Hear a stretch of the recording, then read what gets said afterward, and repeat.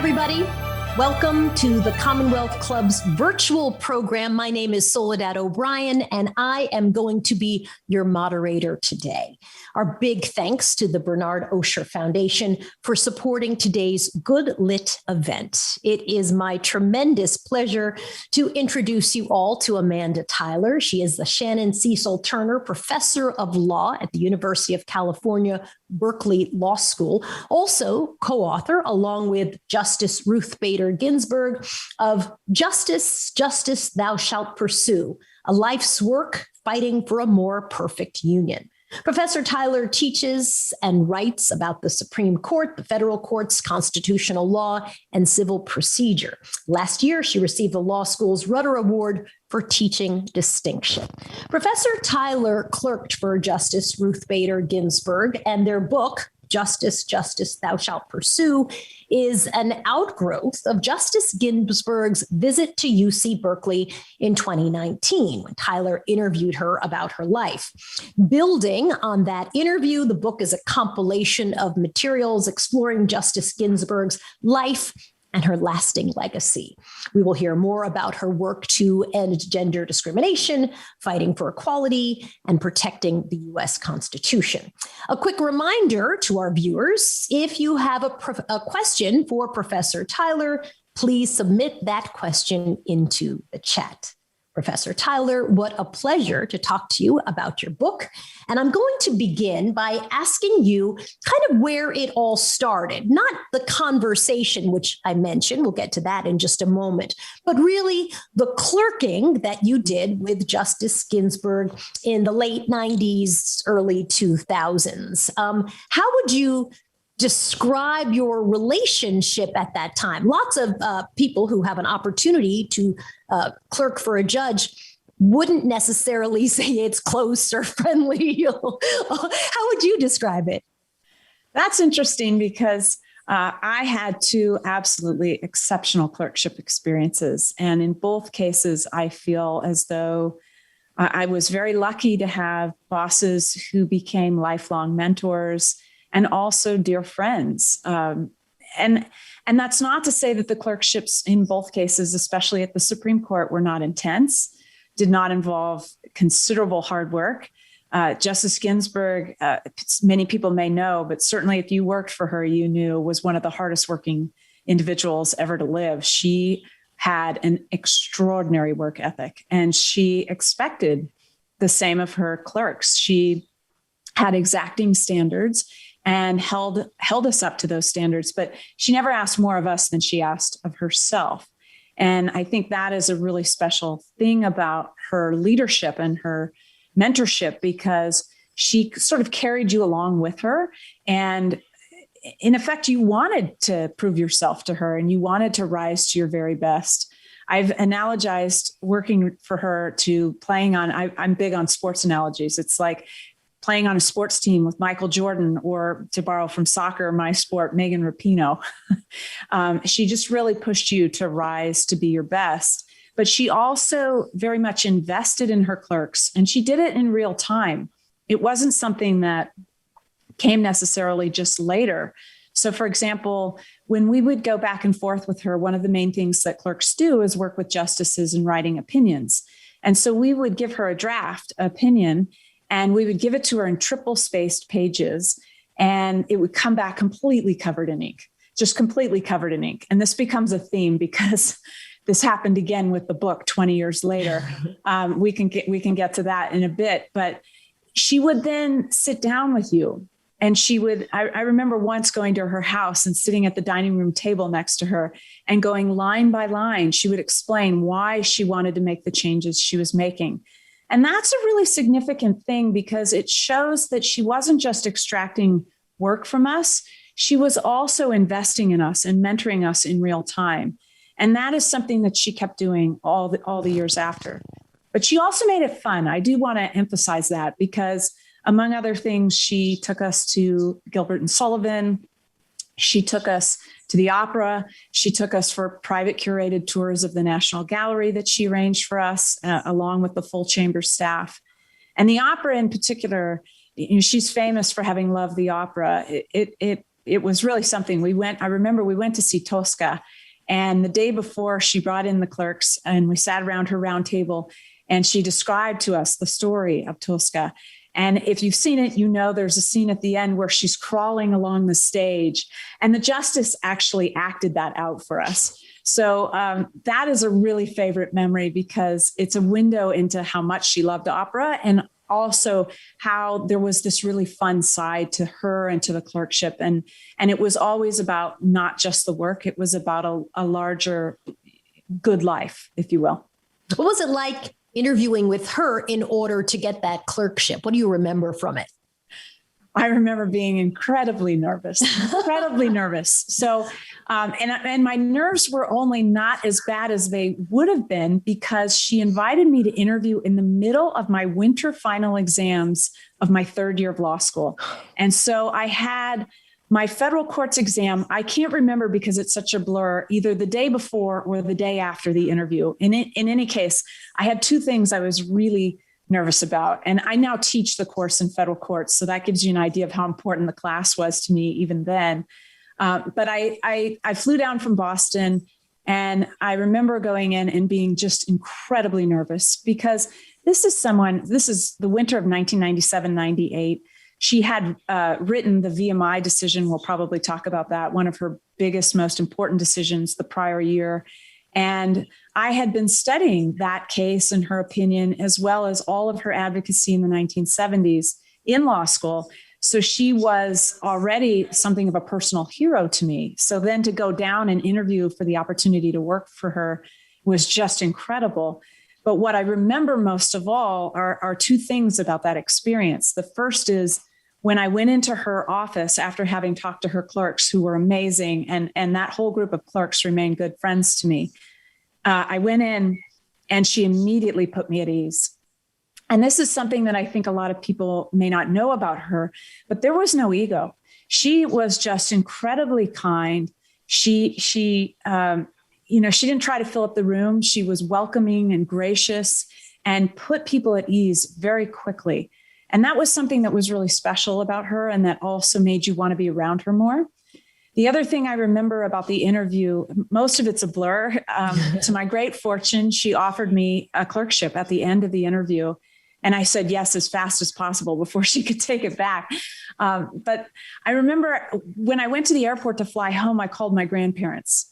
And neither of my grandparents had gone to college. I was very, very close with them. And I explained to them that I was very proud. I'd just been invited to clerk for Ruth Bader Ginsburg. And two questions followed. My grandfather first said, "What is a clerkship? Is that a real lawyer job?" He was very concerned about this. And then my grandmother said, "Who's Justice Ginsburg?" She didn't know who Ruth Bader Ginsburg was. And so I explained to her that she was this woman who had done so much to open up opportunities, particularly for women in this country, and that she'd really changed the landscape for women in this country. And my grandmother said, "My gosh, she sounds incredible. I'm so proud that you will work for her." And I went home and I wrote the justice a letter, and I said how pleased I was and how honored I was to be invited to be her clerk. And I relayed the story of telling my grandparents. She wrote me back in turn and included a letter within the letter for my grandmother, which I sent on to my grandmother, and she had it framed and hung it in a very prominent place on her living room wall for the rest of her life. So that's also a window into the justice's kindness. That didn't take very long for her, but of course, I mean, she was a Supreme Court justice. Her time is very valuable, but it was a little gesture that had a really major impact on someone. Would you describe yourself, or the two of you, as friends? Because you tell a very funny story about when she found out that you were dating somebody particularly significant. Tell that story. Yes. So shortly after I finished my clerkship with her, I remained very close with her assistants, who were two extraordinary women, Linda and Kathy. And then I became over the years very close with her follow-on assistants who replaced them when they retired. But I was constantly talking with Linda and Kathy, and I let slip in a conversation that I had met somebody. And I said, I think this one's special. And it wasn't 5 minutes after I was speaking with one of them that my phone rang and the justice called and said, I understand that there's someone special in your life. Marty and I would like to meet him. And so what are you doing on Tuesday? And so we went to dinner. And actually, it turns out it was one of the first times that she had been out in public after treatment for colorectal cancer, after all of her treatments had concluded. And so the evening, the four of us actually got written up in the society page of the Washington Post, which is always funny because it said Justice and Marty Ginsburg and friends. And we were very happy to be and friends. But the best part is the next morning, I got to work and the phone rang and it was, the justice would like to speak with you. And she got on and she made very clear that this one got a big thumbs up from Marty. And of course, I wouldn't be telling the story if I hadn't gone on to marry this individual and have a family with him. But it was really special because it's another window into how she looked out for her clerks. She cared about us. It was a very special blessing. I'll tell you, it counted for a great deal in my view, in no large measure because I had the privilege in the prior year of watching her and Marty's marriage and thinking, I want that, because it was truly a love affair for the ages. Talk to me a little bit about Marty. He was a very special individual, but also a very special person to her. Talk about their relationship. And I don't know of a better word to use than devotion, because every story centers around his devotion to her. Yes, I think that's a great word to describe it. The word that I often use is partnership in the truest sense of the word. They met in college. She tells the story of it in the book. It's a wonderful story. Then they went to law school together. They were a year apart. They faced tremendous adversity while they were in law school. Marty had cancer. It was not at all clear he would live from the cancer, live through the cancer. They had a 14-year-old daughter when she started law school, when the justice started law school. And yet somehow, they got through all of it. And she talks a lot about this in the book. And she says, once we got through that, we just believed we could get through anything. We took it one day at a time, but we had this confidence that no matter what came our way, we would prevail. And what then emerges and what you see both in her description in the book, but also what those of us who knew them came to see is that there was this devotion. He was, she liked to say, her biggest booster. And the history really bears that out. This is someone who was instrumental in raising her profile as a candidate for the Supreme Court. He worked very hard to get President Clinton to consider her because he believed in her. And he knew that she had these great talents and these great contributions to make. But he was also devoted to her behind the scenes as well. And she talks about this in the book. He was devoted to sharing the parenting. And this is a really important thing because when you think about when she was coming up, how society did not support working women at all. We those of us who are working mothers today, we complain that society isn't doing enough, but we have so much more than she had. And here in her husband, she had somebody who was fully supportive of her career from the beginning and who wanted to be an equal parent. And she cites that as a major explanation for why she was able to do everything. But he was also just devoted in all the little ways too. I think about the year when I clerked for her. She had cancer. It was her first bout with cancer. And he would come and he would sit in her office and he would nag her until she would agree to come home because he thought she was working too late and she needed to rest. He made special meals to help her keep her weight up. I remember the first time with my new husband, when they came to dinner, he showed up, first of all, with baguettes under his arm because he said that no bakery could make a decent baguette. He was a phenomenal baker and chef. But he also, I loved this, he showed up with a flask in his pocket of Campari because her drink was Campari and soda, and nobody ever had Campari in their bars in their homes or at events. So everywhere they went, he brought a flask of Campari to make sure that his sweetheart could have her signature drink. And that, again, goes back to your word of devotion. And it went both ways. The other thing, and the final thing I'll say is, when she and I were working on the book this past summer, and I sent her a draft of the introduction, I had discussion of Marty in there because he was such a large figure in her life and in the story of all that she accomplished. But she wanted more. She wanted more Marty. And so that shows you a window into the devotion that went both directions. I was going to ask you about the importance of Marty to a lot of the groundbreaking work that she did, because often the stories are around how much they loved each other, but he was also instrumental in her work as well. And that I think wanting him in the book even more was an indication of it was beyond just, I love him, he loves me, we're devoted. He was essential. I think that's right. A big part of it was not even just Marty, but his whole extended family. She talked in both her Rose Garden ceremony when she was nominated to the court and in her testimony before the Senate Judiciary Committee at her confirmation hearings. She talked about how Marty unreservedly supported her from day one, but also how her in-laws did as well. And I think that was a big part of the story of how she was able to do everything and to do it in the days and years when she was coming along and society was not supportive of women in the workforce and certainly women in the legal profession. But Marty, he was also, it's not just that he helped with the parenting, it's not just that he helped support her and was, cheering for her and promoting her career. It was also that he was instrumental actually in launching her career as an advocate for gender equality. And what I mean by that is, and many people know this story if they've seen the movie On the Basis of Sex. We talk about it in the book, and we've included portions of the brief from this case. He picked out a case. He was a great tax lawyer. And this is really important to highlight. He was a huge deal in his own right. And like his wife, did not carry a big ego. So he was not threatened by her success.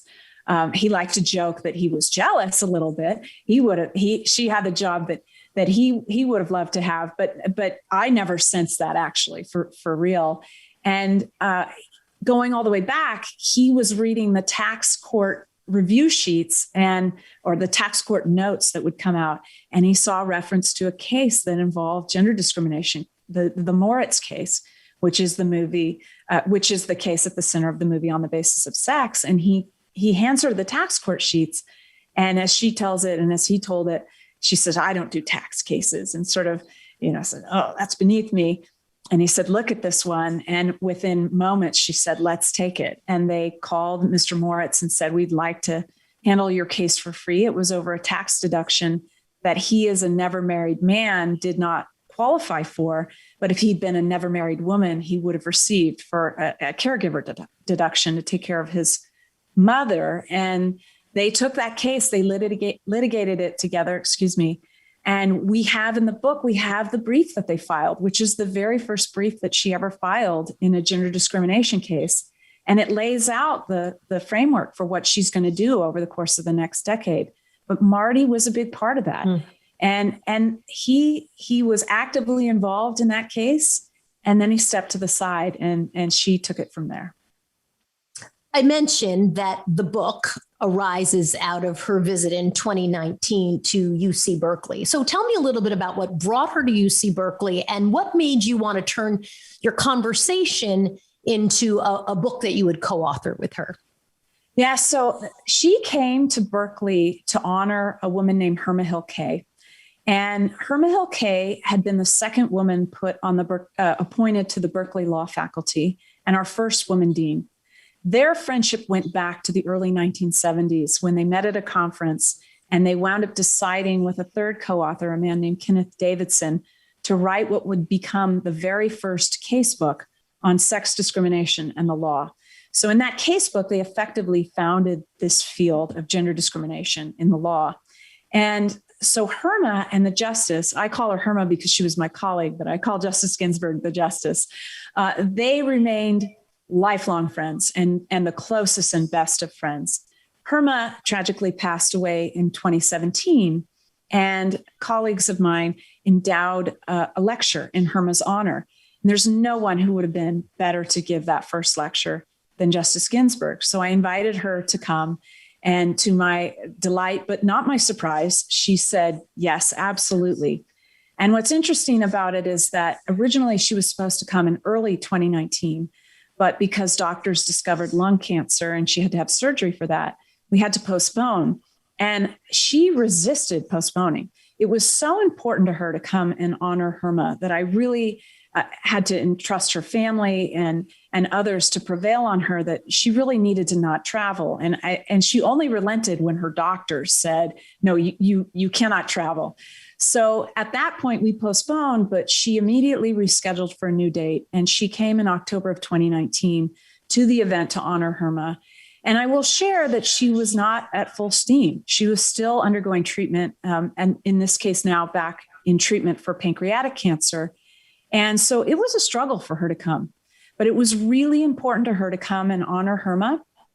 And the book arises out of that because in the lead up to her visit, we learned that the University of California Press was considering publishing Herma's last book, which is a book called Paving the Way, America's First Women Law Professors.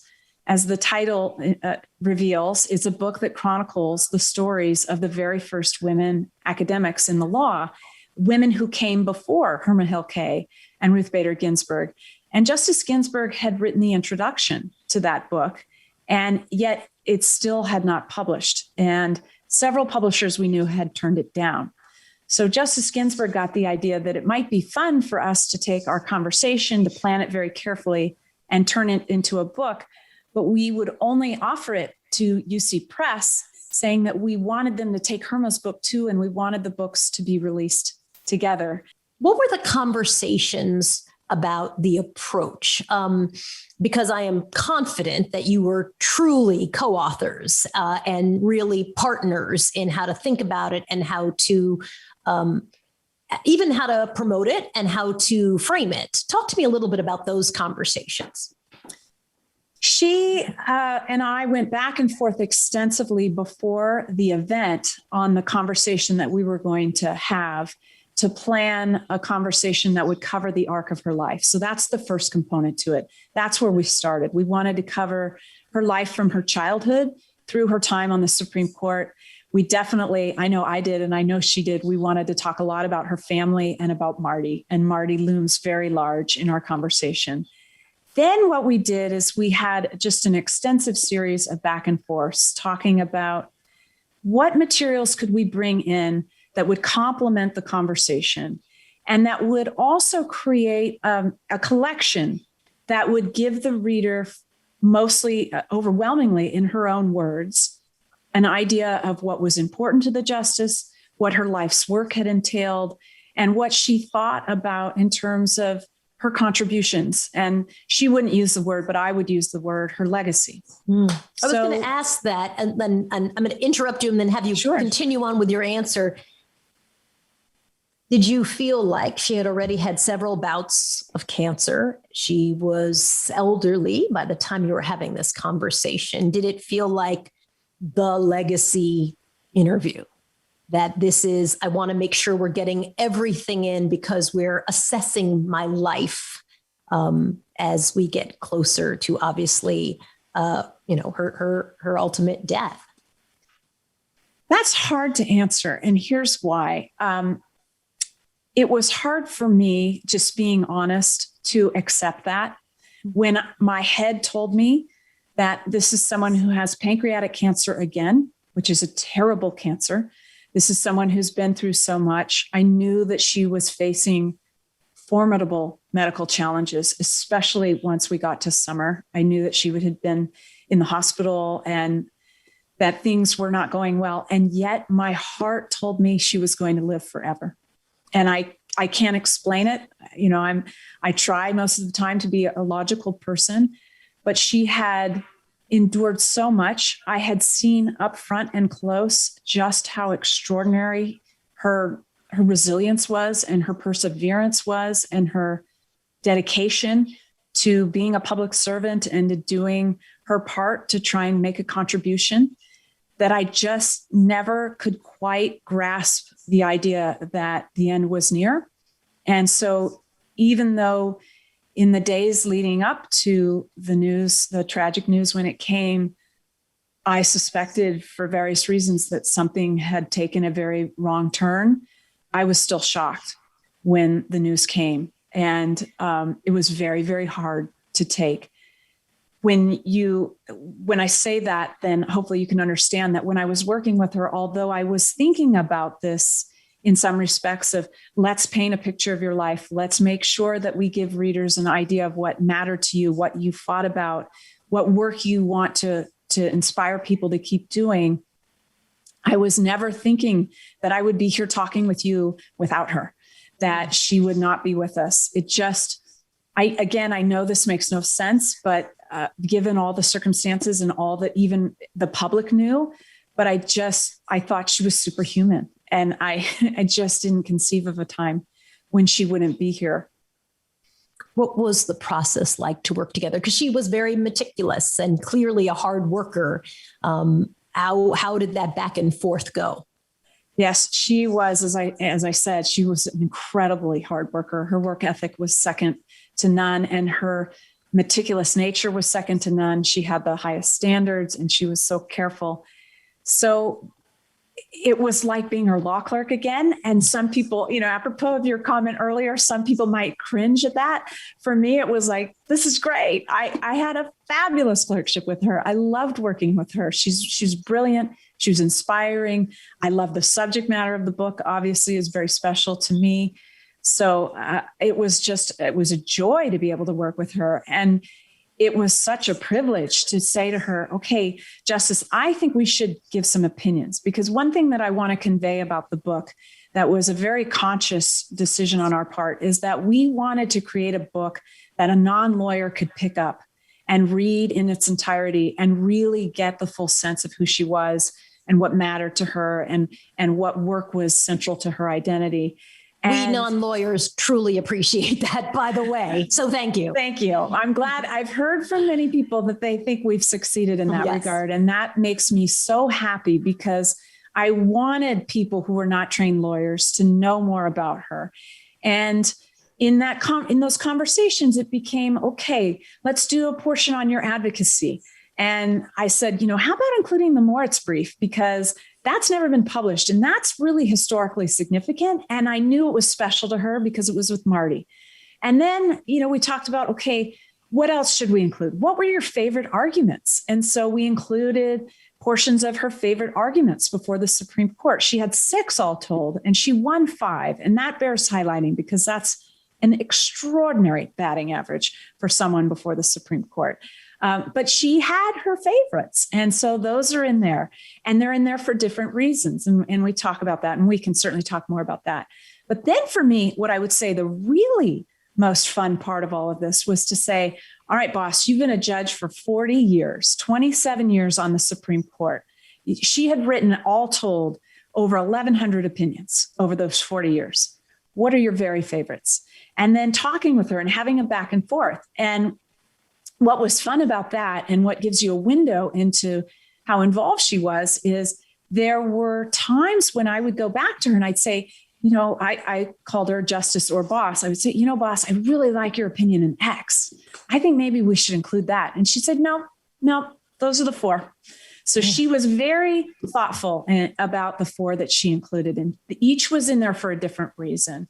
And as I'm sure we'll discuss, most of them are dissents. I was going to say 3 of the 4 are dissents. So talk about some of those cases. What made them her favorite? Give us some insight into that. So this is someone who did not like to lose. And I think that's okay, right? It's okay to say you don't like to lose. And when she wrote dissents, particularly the ones that she chose to include here, she felt very strongly that the court had erred. And in these 3 in particular, she thought that the court had erred, as she said in her Shelby County bench statement, egregiously. And I think she chose them because, and here's where actually I'll step out of my position and try to walk in her shoes, although I would never speak for her. But I think she knew that this was likely to be her last work. And there are conversations we had where she conveyed that. And when I put that together with the choices that she made, I think that the choices of the dissents was her way of saying to all of us that these are areas where she wants people to keep up the fights that she waged. And so in particular, in the context of voting rights, as I mentioned, Shelby County is in there. And that is, in my view, a descent for the ages, just a really extraordinary tour de force that just decimates the majority opinion and points out how crucially important having a rigorous infrastructure in place to protect voting rights is. In that case, she dissented, for those who don't know, she dissented to the Supreme Court, effectively gutting the pre-clearance requirements that stopped laws, voting changes going into effect in so-called covered jurisdictions that had histories of voting discrimination based on race. And now that part of the Voting Rights Act is no longer in operation. And she writes a dissent explaining all the reasons why this is profoundly misguided. And I think this is something we're seeing play out in real life right now. But there are also dissents in gender discrimination cases, including a reproductive rights case. And this was also an area where she thought the court was, if anything, moving backward. And she talked time and again about how important reproductive freedom was to women's ability to control their own destinies. And so I think by including these, again, it was her way of saying to the reader, this is work that is ongoing, and I need you to join me because I'm not going to be here forever. Was it more than that? Do you think it was predictive, right? Predicting in a way, not just here's what I didn't finish, but here's where we may be going. I mean, if you look at what's happened in Georgia for voter restrictions, I mean, I think many people have figured out in great depth the Voting Rights Act, right? Because we talk about it now all the time, and the section that was killed by the Supreme Court. So, you know, did you get the sense that it was not just here's what I had unfinished, but I believe this is coming back. This is not going away for the rest of you who are carrying on. Absolutely. Absolutely. I mean, when she passed away, she knew that there were major voting rights cases coming to the court. They'd already granted one for this term, case out of Arizona that was another covered jurisdiction like Georgia. So a set of laws, one of which failed previously, the pre-clearance procedure. So she was aware of all the voting rights changes and voting laws changes that had taken place. I think she very much appreciated that this was still a huge issue. And I think the same can be said about the work that remains to be done on gender rights and reproductive justice. These were issues that were extremely timely then. If anything, they've only become more so in the time since she passed away. Talk to me a little bit about gender discrimination. What cases specifically do you think she was highlighting as, hey, focus on this. This is work that still needs to be done? Well, one of the things that she talks about in the book, and that the choice of materials that come in highlights, is the importance of women being able to control their reproductive lives, that is an important component to being able to truly be equal, to be able to control their careers, control their destinies. But she also, in the Ledbetter case, for example, which is a really important case involving ongoing pay discrimination, that was a case she cared very deeply about. She talks about how important it is for the law and these, sort of theoretical decisions that the Supreme Court makes at a very high level, how important it is to connect the legal rules that the court adopts with the real world. And this is something that I think, based on her experience, and you see this play out with other justices like Justice Sotomayor in particular, the life experiences that they bring to the court and to their judging really color how they think about how the law functions in the real world.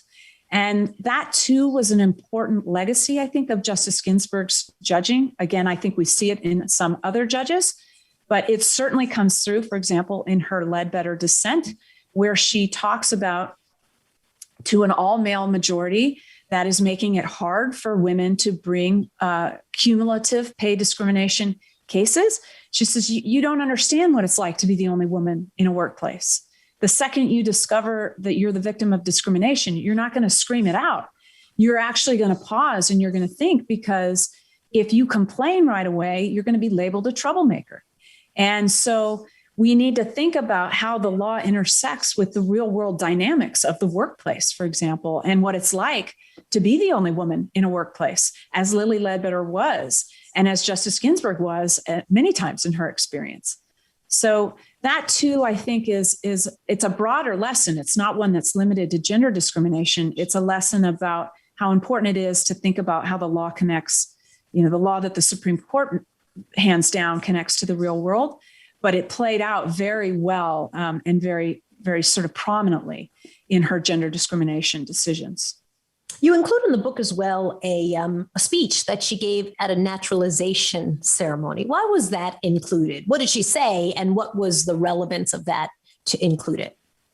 That is such a special part of the book. I will say that was supposed to be the end of the book. Unfortunately, because she passed away, I did write an afterword after the fact. But as I say in the first line of the afterword, this part of the book was not supposed to exist. The naturalization speech is magnificent. And I would urge people, if you can, to Google it and watch her deliver it, because it's in a spectacular setting. It's at the National Archives, and she just delivers it so beautifully. That and some of the other speeches that we included, they're all speeches that she had given in recent years that had not been published. And we included them because that speech in particular, but all of them, show her at the end of her life in a very reflective sort of mindset. So she's thinking about her life, and she's talking in another speech. She talks about Jewish women who had been role models for her when she was growing up. She talks about the influence of Justice Brandeis on her as an advocate and as a justice. But in this speech, she talks magnificently, beautifully about her family, about being the child of immigrants, and how proud she was of that, and how much, I can't emphasize this enough, how much she loved her country, how much she loved that her family that had fled, Nazi Germany, had fled all that was happening to Jews in Europe, found a country that welcomed them and gave them opportunity to build a good life. And she celebrated in that speech and elsewhere that she was the daughter of an immigrant, and yet had somehow wound up on the Supreme Court. And that was something that she loved about our country. And I think her family's history gives you a window into why she loved this country so much, why she was so devoted to serving this country. In that speech, she also talks about two more things. Each is special in its own right. So the first is, when talking about the United States, she quotes de Tocqueville, and she says, de Tocqueville was right, that we're not special because we're more enlightened than other countries, but what makes America special is that we face up to our faults, and we address them, and we try to learn from them, and we try to do better. And that is a big component to what she did as an advocate and as a judge. She tried constantly to use her talents to make our society more just, more equal, and to more generally open up opportunities for everyone to live a full and happy life, and to, as she liked to say, live up to their full human potential. But here's the really special part of that speech, and why I particularly wanted it to be the last component to the book. She says to all of these individuals in the audience who've come from all over the world to join our citizenry, she says, now this is your Constitution too. And this is a theme that goes back to her confirmation proceedings, where she said, it's not up to the Supreme Court to protect our Constitution. It's up to everybody. And so she says to the newest citizens of the United States in that speech, it's your Constitution too. And the Constitution calls on all of us to build a more perfect union. And now that's something that I want you to pick up and join in the work of doing. And that's how she thought about the Constitution, that it belongs to all of us. And so that is a really important message that we wanted the book to resonate with, or for people who read the book to resonate with that part of the theme of the book. We've got lots of questions coming in, so I'm going to encourage everybody to keep sending your questions, and then I'm going to get to them in just a moment. But I'm going to ask one last one before we start getting to those questions. Talk about her ethical barometer, her almost hardwiring for integrity, I guess, is the way that it seemed to those of us who are very much on the outside. Is that an appropriate way to put it, would you say? Yes, absolutely. She could not have been more hardwired for integrity. And I think it was tied into, again, that this idea that she believed she was in the service of others. I had her come multiple times to visit Berkeley Law and other law schools where I've taught. And I remember once when she came to speak directly with a group of my students in 2013, and a student asked her, "What advice do you have for us?" And she said, "Do something outside of yourself. Take your talents. If you're at an elite law school, take your talents and go make the world better for others. Don't just go make a paycheck and don't just go make money with your law degree." And that is how she lived her life. It was a life of service. And it was never, cut corners. Life wouldn't have afforded her the ability to cut corners because of all the discrimination she faced along the way. She always had to be that much better. She always had to work that much harder. But it was also that she didn't seek out the office in order for self-promotion or to draw the limelight. It was all about service. And so I think part and parcel with that is a very strong ethical and moral compass of trying always to do the right thing and trying always to think outside of oneself and be in the service of others. Let me turn to some questions because we've got a number of them, and I'm going to encourage everybody to keep sending your questions in. And I'm going to combine it with a question that I had because I was surprised that your story about returning to work when you had a baby and you were nervous and you told her, you wrote a letter about your hesitancy. And I'm curious what you said in your letter and what she responded to your letter and the advice that she gave. But I want to combine that with a question, which is this. What was the best professional advice that Justice Ginsburg gave you and the best personal advice? Oh, she gave me a lot over the years. One of the stories I would tell in answer to that question is the story of going back to work. I had my first child, my son, and then instead of going back to my regular law school, I decided in that first semester back to teaching to go visit at Harvard Law School, which was, I had colleagues who said, "You're crazy. Why are you doing it this particular semester?"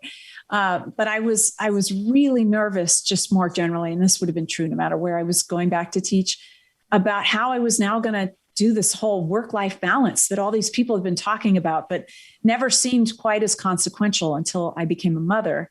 And I wrote her a letter and I said, "Justice, I'm really nervous about this and a little scared about how I'm going to do it." And she wrote me back an email that was one line, and it was as elegant as it was simple. She said, "Where there's a will, there's a way." Mm-hmm. And I have drawn on that so many times over the years because I think that's both a window into who she was and also phenomenal advice. This is, hearkening back to what I was just saying, someone who had to go through law school with a toddler and a husband who was fighting cancer. This is someone who graduated tied for first in her class and couldn't get a job because she was a woman and she was Jewish and she was a mother. This is someone who at her first job as a law professor was paid less than her peers, not with her male peers, notwithstanding the Equal Pay Act, who had to hide her second pregnancy to make sure she got her next contract. And yet she winds up on the Supreme Court. Where there's a will, there's a way. And so I've just always held that very close to my heart. She gave a lot of advice over the years. I think, I could talk about a lot of different things, but what I would say actually is the best response, I think, to the question is what she modeled for me. And I'm sorry, I'm kind of twisting the question, but she modeled for me lessons that I carry now into helping my students. And they're really important. So, for example, when I went on the teaching market, she picked up the phone and called all of these law schools on my behalf. She didn't just wait for people to call her. She got out in front of it and did what she could to open up opportunities for me. And she did this for all of her law clerks. She was a champion for lifting up others, for promoting others, as I've said earlier, for lifting up other voices. And I think about that a lot when I think about my role as a professor and what I can do for my students? This is a great question. So good. I wish I'd thought of it and I didn't. What did she think of her nickname, the Notorious RBG? So, it's funny. I clerked for her. There are two camps of law clerks in the RBG family. Team RBG, as she called us. She actually had mugs made for her clerks that say Team RBG. But I was in the pre-notorious camp, so I'm a little older. And then there are the post-notorious clerks. And I'm good friends with one of the clerks from the year that she became the notorious RBG. And she says they had to explain to her who the notorious BIG was. She had no idea, which is not shocking, not surprising. But then once they did, she really loved it. She thought, oh, well, we're both from Brooklyn. And she liked that people were celebrating that she spoke her truth. And she called out injustice where she saw it. And that's where I think the nickname originated from. That's why the law students who coined it did so. They loved her Shelby County descent. They thought that she, I think they started the expression, you can't spell truth without Ruth. And I can't say what she thought about all of that, but what I observed is that she definitely, again, it was never about her. It wasn't about the limelight. It was about the ideas. It was about the principles and what she cared about. And what I think she embraced and loved about being the notorious RBG is it got people talking about those things. And it got people talking about the work that was so important to her. And so for that reason, I think she embraced a lot of it, because I think back to when I interviewed her at Berkeley, and she did this on other occasions as well. When we sat down in our chairs, she had a tote bag and she made a point of putting it so that the side was facing the audience that said, I dissent. So she did embrace that. And I think, again, though, it was because it got people talking about the work and about what mattered to her. The other thing I would say on this is when we were working on the book, I visited her chambers and I looked at the pictures that she had around her office to get inspiration for what images we might include here. And we have a lot of images in the book that have not been published before. And I noticed she had several pictures of her with little girls dressed up like her. And I don't think it was because she thought this is great, people are dressing up like me. I think that she loved that little girls were learning about you could be a woman on the Supreme Court and you can be a woman in your 80s and speak your mind and you can call out injustice when you see it. And that I think she really loved. And so I tried to make very few changes to the book after she passed away, but I did include some images from when she came back to the Supreme Court and of course, an image of her lying in state as the first woman and the first Jewish person to be so honored. And I also included an image that's my very favorite, and it's of a little girl dressed up as Supergirl. And she came to pay her respects to the justice, and she's holding a rose and she's saluting. And I included that because that I think she would have loved that image. It's this little girl who's inspired by her example and who I like to think is going to grow up and continue the work. Justice Ginsburg was a role model to so many people. Do you know who were some of her role models? She talks about that a lot over the course of her life. And I think that's a great question. I love that question. I haven't been asked that. Thank you. Because as I've been saying, I think it was really important to her to honor the women who came before her. And she went out of her way to try and share credit. And that's another thing that she modeled so beautifully. So in the first brief that she filed in the Supreme Court, she listed as co-counsel Dorothy Kenyon and Pauli Murray, two incredible women lawyers who blazed a trail for her. And they had not actively worked on the case. The case was Reed versus Reed. But Justice Ginsburg wanted to give them credit. She wanted to share the credit for getting out and in front of the idea that, hey, you know what? The Equal Protection Clause, actually, it says all persons are equal. It's written in a very general sense, and that should mean men and women too, not just all the races. And so she liked to give credit. So I think she would probably cite those two. In her Senate testimony, she also talked about, among others, Susan B. Anthony and Harriet Tubman.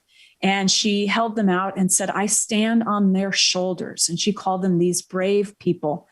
And she talks about how they had dreams of equality way ahead of their time, but that they fought for it and made it easier for her to come along. As hard as it was in the 1970s, they had at least done a lot of the hardest work already.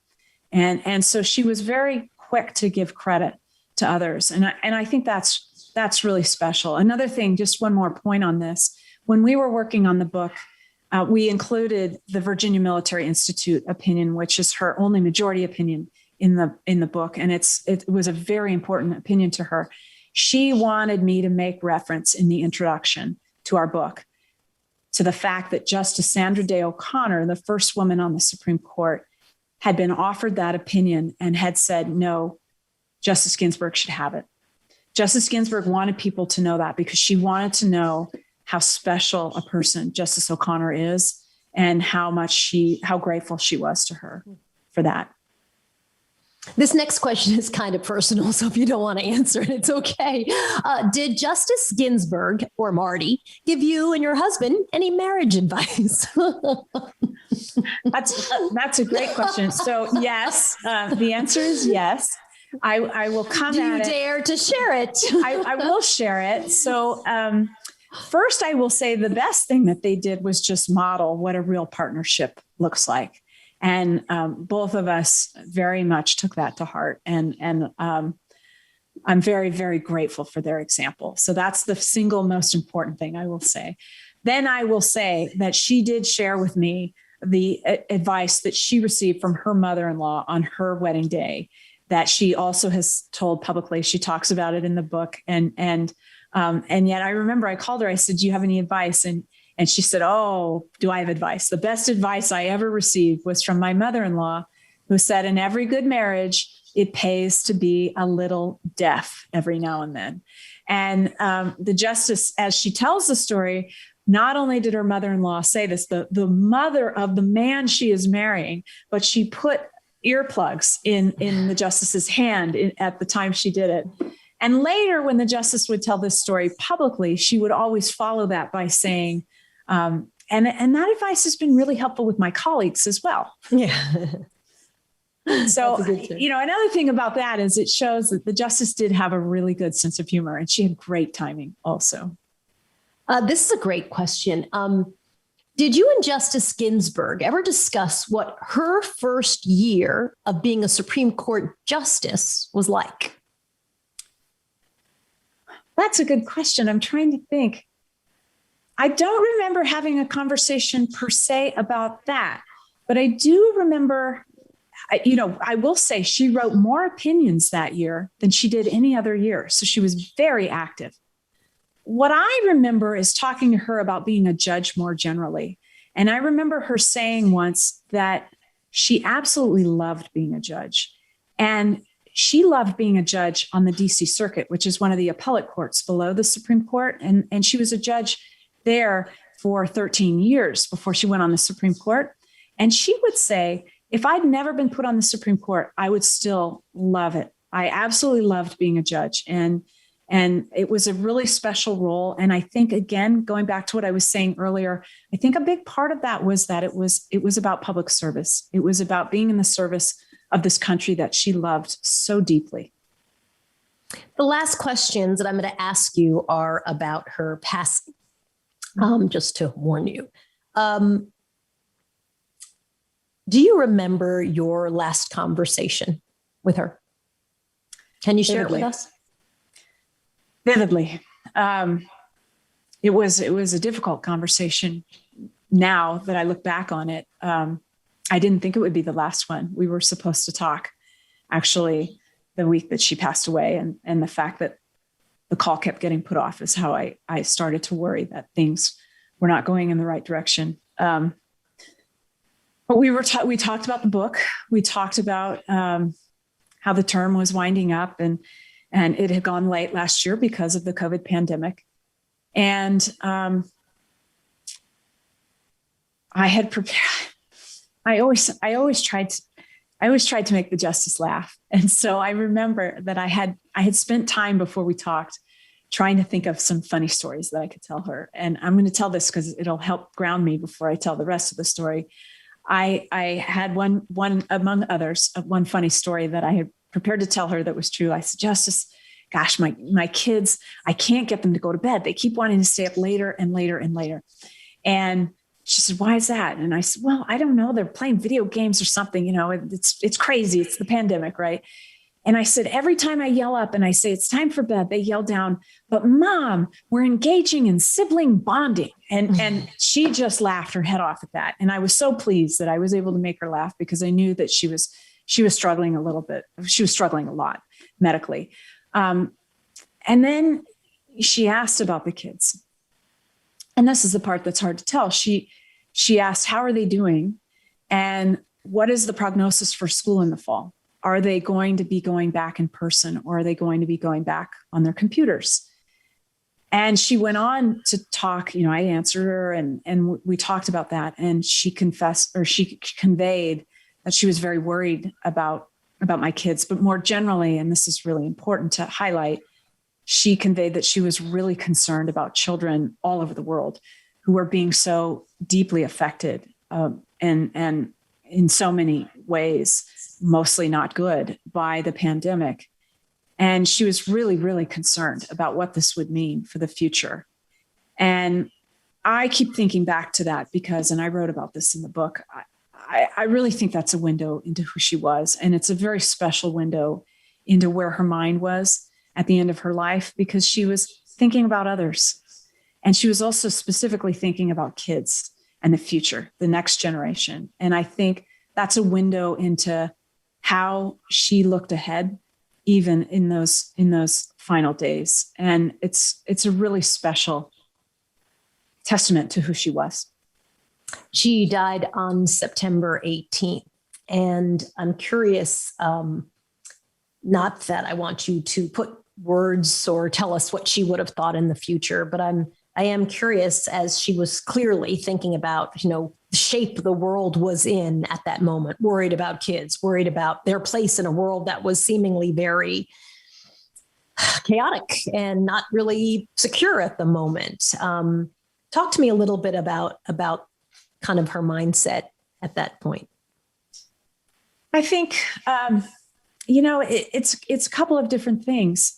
I can share what I knew from that period, and then two, I can speculate, which normally I don't do, but I'll do a little bit here. I can't emphasize enough, she was still at the top of her game right up until the end. So she was marking up drafts, things that I'd sent her for the book, as extensively as she did 20 years earlier when I was her law clerk. And I have to smile about that, because it's a little embarrassing, frankly, to admit that in 20 years, I couldn't turn around a draft that would be a little less marked up. And the really, really embarrassing vignette to all of this is that, because some of that was happening while she was in the hospital, her extraordinary assistants were printing out hard copies for her and bringing them to her. And they would print out my email and put it on top. And I would get back, the pages for the book marked up, but also my emails and marked up for mistakes. So I'm horrified to admit this publicly, but I think it's a window into, she was going full steam right up until the end, and just, asking for work, send me more pages, even when she was in the hospital, just like when I was her law clerk. And that's just so inspiring and incredible. But she was also reflecting on how the pandemic was affecting things. She was, as we were working on the book, as we've mentioned, thinking about the battles that she had lost, that she hoped people would keep waging on voting rights, on gender equality, on race, a hugely important issue to her. And so I think all of that was very much on her mind. She was thinking about the future of our country. No one in the summer of 2020 in the fall of 2020 was doing anything else. She's no different. I think she was troubled by what the pandemic had wrought with respect to women in the workforce. It's a really alarming, trend of what's happened with so many women leaving the workforce. This is what she worked for all of her life, was full opportunity for people, and the hope that families would receive support from both parents. So I think if she read some of the stories that I read about women having to leave the workforce because their male spouses wouldn't do the child rearing, she would be really upset about that. The flip side is, I think if she had lived to see it, she would have been ecstatic to see Vice President Harris and to see a woman in that office. I think that would have made her so proud, and it would have made her, I don't want to speak for her, but I truly believe she would have been so proud. And I think it would have made her think back to the work and the efforts of the women who came before her and their dreams. And she liked to talk about, and she gave a speech in 2019 where she talked about her optimism and her hope for the future for this country. And whenever she talked about that, she talked about how much progress she had seen in her life. And when you think about her 87 years, just how much progress was accomplished, you can start to understand why she was optimistic and why she believed if we kept doing the work, we would get there. This is a great question. If you could describe Justice Ginsburg in 3 words, what would those 3 words be?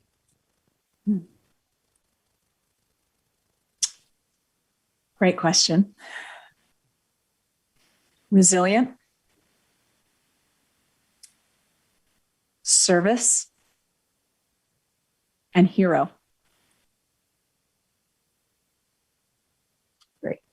I love this last question because it brings us to an ending that is a very positive and forward-looking one. And I don't love ending in death, even though that is where the book ends. Her story and her legacy obviously does not end that way. Professor Tyler, do you have advice for someone who is thinking about applying for law school? Go for it. In a word, go for it. A few more words. Lawyers have the ability, as her life well lived underscores, to make a difference. And I tell my students this constantly, echoing advice that she gave to me and to countless others. Use your talents to make the world a little better place for others. And the tools of a law degree are really powerful tools. Another thing that I tell my students, I love this quote. Dr. King used to say, true power lies in the ability to achieve purpose. And if you think about what he's saying that if you can set a goal and you can accomplish it, then you have power. Well, a law degree is power because it gives the person who has it the tools to go into court, to go to the legislature, to make arguments, to lobby, to rally people, to affect change. And her life is emblematic of just how massive a contribution you can make with a law degree at your disposal. And so to someone who is inspired by that, who wants to make a contribution, I say, go for it. Hopefully, whoever wrote that in, I'll have you in a class with my students. I do think her life and her legacy has led a lot of people, but maybe women, young women specifically, to think about the impact you could have on the world if you can have an impact on the courts. I think that's very important. I will say that it's not just about going to court. And I've said this for years to my students, and I think her life also bears this out. When she was in the 1970s at the ACLU Women's Rights Project, she was not just filing lawsuits. They were also pushing for legislation. They were pushing for Title IX. They pushed for the Pregnancy Discrimination Act, where the courts failed to recognize pregnancy discrimination as gender discrimination. And they pushed for the Equal Rights Amendment. They wanted the Constitution to include express language saying that women are equal. So, it's not just about what can you do in court. It's also where else can you use your talents to promote the vision of the country that you want. And this goes back to that final speech, the final piece of the book, where she says to the newest citizens of this country, we the people includes you, and you have to take ownership of your Constitution, and you have to also do the work to build a more perfect union.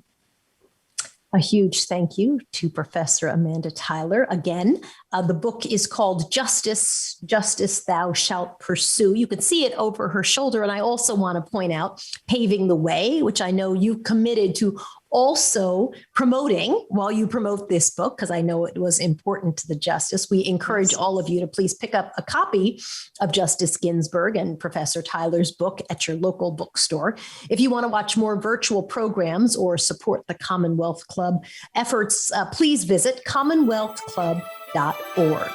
I'm Soledad O'Brien. Have a great night, everybody. Thank you so much, Soledad. It was my honor and pleasure.